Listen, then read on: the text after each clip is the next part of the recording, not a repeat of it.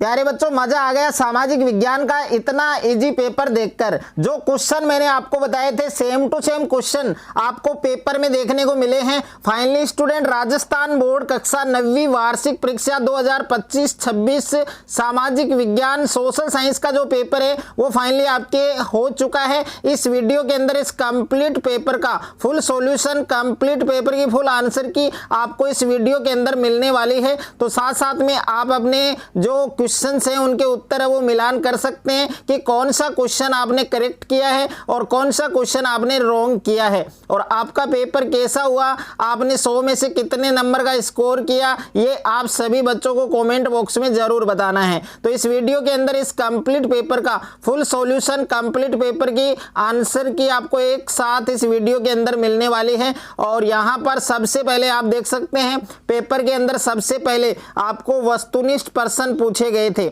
और वस्तुनिष्ठ प्रश्न है वो आपके प्रश्न संख्या 1 से 18 तक और प्रत्येक प्रश्न है वो आपके 1 अंक का था। तो यहाँ पर पहला प्रश्न आपको दिया गया था और ये वाला क्वेश्चन सेम टू सेम छपा है। ये क्वेश्चन मैंने आपको बताया था कि द सोशल कॉन्ट्रैक्ट नामक पुस्तक है वो किसने लिखी। तो ए ऑप्शन में नेपोलियन, बी ऑप्शन में रूसो और सी ऑप्शन में आपके आबेसिए और द ऑप्शन में आपको दे रखा है रोबेस्पियर। तो देखिए ये वाला क्वेश्चन मैंने आपको ऑलरेडी करवाया था और सेम टू सेम आज सामाजिक विज्ञान के पेपर में आपको देखने को मिला है। सेम टू सेम क्वेश्चन है। तो पहले क्वेश्चन का सही उत्तर आपके बी ऑप्शन होगा रूसो।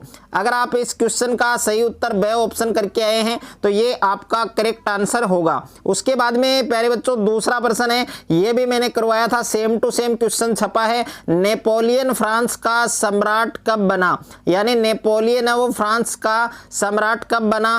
तो दूसरा प्रश्न है, इसका सही उत्तर आपके ए ऑप्शन होगा 1804। अगर आप इसमें ए वाला ऑप्शन करके आए हैं तो ये आपका बिल्कुल करेक्ट आंसर होगा। उसके बाद में बच्चों तीसरा प्रश्न आपको पूछा गया था और तीसरा प्रश्न भी सेम टू सेम पूछा गया है। रूसी क्रांति कब हुई, यानी रूसी क्रांति है वो कब हुई। तो ए ऑप्शन में 1789, बी ऑप्शन में 1947, सी ऑप्शन में 1917 और द ऑप्शन में 1989। तो तीसरा प्रश्न है, इसका सही उत्तर आपके सी ऑप्शन होगा 1917। अगर आप इसमें सी ऑप्शन करके आए हैं तो ये आपका सही उत्तर होगा। उसके बाद में 4 नंबर प्रश्न है आपके कि हिटलर निम्न में से किस पार्टी का नेता था। हिटलर वो कौन सी पार्टी का नेता था। तो 4 नंबर प्रश्न है, इसका सही उत्तर आपके ए ऑप्शन सही होगा, ए ऑप्शन करेक्ट होगा, नाथसी पार्टी। उसके बाद में 5वां प्रश्न आपको पूछा गया था कि कौन सी रेखा भारत को 2 भागों में बांटती है। ये क्वेश्चन आपके एज इट इज पूछा गया है, सेम टू सेम क्वेश्चन पूछा गया है। 5वां प्रश्न है कि कौन सी रेखा भारत को 2 भागों में बांटती है। तो 5वें क्वेश्चन का सही उत्तर बच्चों आपके ए ऑप्शन होगा, कर्क रेखा। अगर आप इसमें कर्क रेखा ए ऑप्शन करके आए हैं तो ये आपका सही आंसर होगा। उसके बाद में बच्चों 6ठा प्रश्न आपको पूछा गया है कि क्षेत्रफल की दृष्टि से भारत का विश्व में कौन सा स्थान है। तो क्षेत्रफल की दृष्टि से भारत का विश्व में कौन सा स्थान है। तो 6 नंबर प्रश्न है, इसका सही उत्तर बच्चों आपके 7वां यानी ए वाला जो ऑप्शन है वो आपका करेक्ट आंसर होगा। उसके बाद में बच्चों नेक्स्ट है आपके 7वां प्रश्न आपको पूछा गया है। 7वां प्रश्न आप देख सकते हैं कि एक स्थलीय भाग जो 3 ओर से समुद्र से घिरा है क्या कहलाता है। एक स्थलीय भाग जो 3 ओर से समुद्र से घिरा हो क्या कहलाता है। तो 7वें प्रश्न का सही उत्तर आपके सी ऑप्शन होगा। 7वें के अंदर आपका सी ऑप्शन आएगा, प्रायद्वीप, यानी सी वाला ऑप्शन आपका करेक्ट आंसर होगा।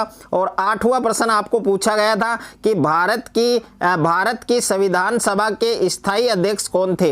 ये क्वेश्चन मैंने करवाया था, same to same question paper में छपा है आपके कि भारत की संविधान सभा के स्थायी अध्यक्ष कौन थे। तो 8वें प्रश्न का सही उत्तर आपके डॉक्टर राजेंद्र प्रसाद, यानी सी वाला जो ऑप्शन है वो आपका करेक्ट आंसर होगा।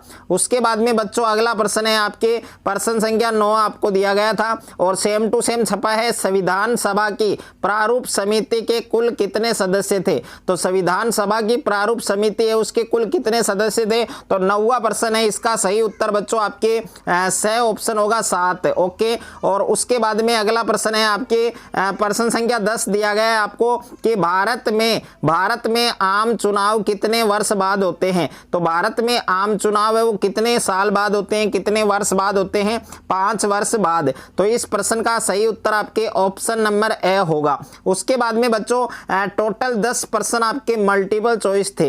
तो 10 में से 10 किन किन बच्चों के सही हैं वो बच्चे कमेंट करेंगे और कमेंट के अंदर अपना नाम भी लिखेंगे और उनका कमेंट है वो पिन किया जाएगा। उसके बाद में सेकंड है आपके रिक्त स्थानों की पूर्ति करें। तो यहाँ पर प्रश्न संख्या 11 आपको दिया गया था कि 18वीं सदी में समाज 3 एसेस्टेस में बटा था। तो कौन सी में, रूसी या फिर फ्रांसीसी। तो इसमें फ्रांसीसी आएगा आपके। ओके, यानी पहला जो 11 नंबर जो प्रश्न है इसमें जो रिक्त स्थान है इसमें आपको फ्रांसीसी लिखना है। उसके बाद में 12वां प्रश्न है कि जावा में समुदाय के लोग कुशल लकड़हारे और घुमंतु किसान थे। तो 12 नंबर रिक्त स्थान में क्या आएगा, कलांग। ओके, इसमें कलांग आपको लिखना था। उसके बाद में 13वां है आपके कि भारत का पूर्व से पश्चिम की और विस्तार है वो कितने किलोमीटर है।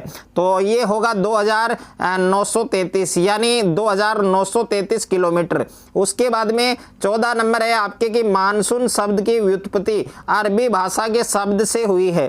कौन से शब्द से, तो इसमें आएगा मौसम। क्या आएगा बच्चों, मौसम। उसके बाद में 15 नंबर है आपके कि शीतकालीन वर्षा को स्थानीय तौर पर कहा जाता है। तो शीतकालीन वर्षा है उसको स्थानीय तौर पर क्या कहा जाता है, महावट कहा जाता है। तो इस रिक्त स्थान में आपको महावट लिखना था। और ये वाला प्रश्न मैंने सेम टू सेम आपको करवाया था और सेम टू सेम पेपर में छपा है। प्रश्न संख्या 16 है आपके कि को दक्षिण अफ्रीका में रंग भेद का विरोध करने हेतु आजीवन कारावास की सजा दी गई। तो इसमें होगा बच्चों नेल्सन मंडेला। ये वाला प्रश्न भी मैंने करवाया था, same to same question paper में छपा हुआ आपको मिला है। उसके बाद में 17 नंबर आपको दे रखा है कि भारत में सरकार का वास्तविक मुखिया होता है। तो भारत में सरकार का वास्तविक जो मुखिया है वो कौन होता है बच्चों, प्रधानमंत्री होता है, प्राइम मिनिस्टर होता है। तो इसमें आपको प्रधानमंत्री लिखना था। जो बच्चे इसमें प्रधानमंत्री लिख के आए उनका एकदम करेक्ट आंसर है।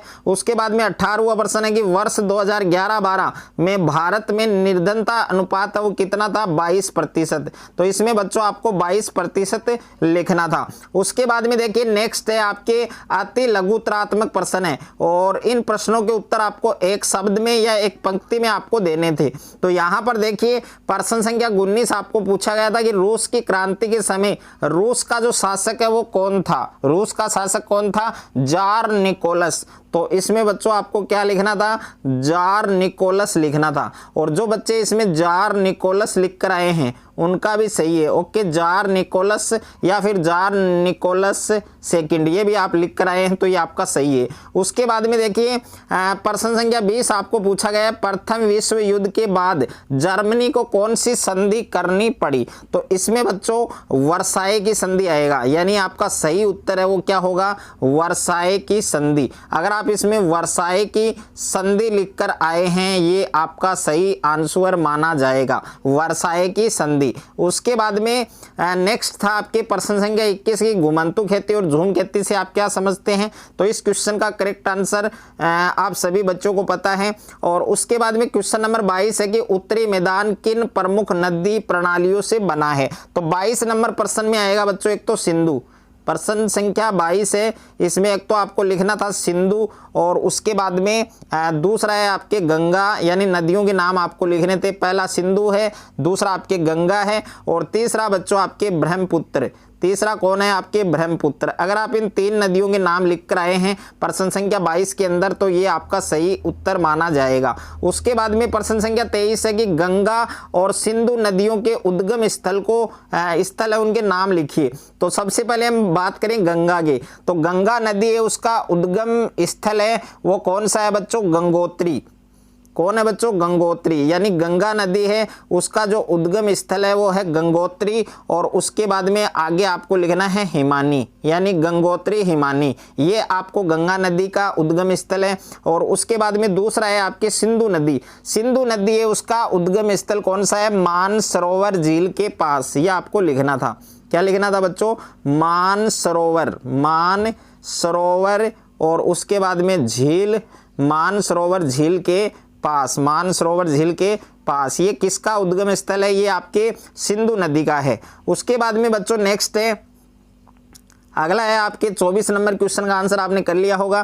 क्वेश्चन नंबर 25 है कि भारत में मुख्य निर्वाचन आयुक्त की नियुक्ति कौन करता है? तो इसकी नियुक्ति कौन करता है बच्चों? राष्ट्रपति। तो इसमें केवल आपको लिखना था राष्ट्रपति, यानी राष्ट्रपति के द्वारा होती है। उसके बाद में बच्चों नेक्स्ट था आपके यहाँ पर प्रश्न संख्या 26 की भारतीय संविधान में वर्णित किन्हीं 2 मौलिक अधिकारों के नाम। तो मौलिक अधिकार कौन कौन से हैं? एक तो समानता का अधिकार है बच्चों, कौन कौन से हैं? एक तो है आपके समानता, यानी एक तो समानता का अधिकार है और दूसरा है आपके स्वतंत्रता का अधिकार। ये 2 अधिकारों के नाम आपको लिखने थे, यानी एक तो है आपके यहाँ पर समानता का अधिकार और एक आपके स्वतंत्रता का अधिकार। ओके, इन दोनों अधिकारों के नाम लिखने थे। उसके बाद में बच्चों प्रश्न संख्या 27 एज इट इज क्वेश्चन पूछा गया है, सेम टू सेम पूछा गया है। पालमपुर गाँव के निवासियों का मुख्य व्यवसाय क्या था? तो मुख्य व्यवसाय था बच्चों खेती।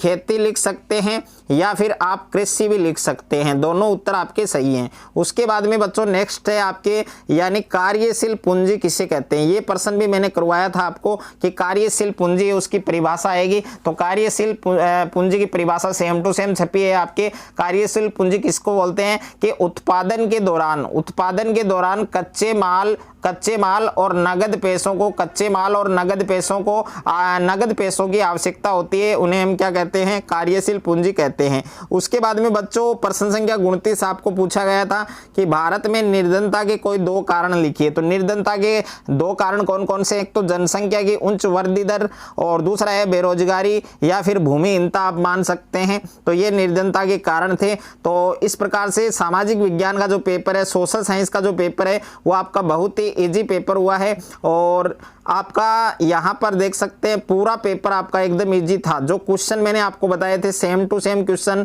आपको पेपर में देखने को मिले। अगर आपको ये वीडियो अच्छा लगे तो वीडियो को आप ज़्यादा से ज़्यादा शेयर करें, ज़्यादा से ज़्यादा वीडियो को लाइक करें और चैनल पर आप नए हैं तो चैनल को सब्सक्राइब कर लीजिए और साथ में नोटिफिकेशन बेल को प्रेस कर लीजिए।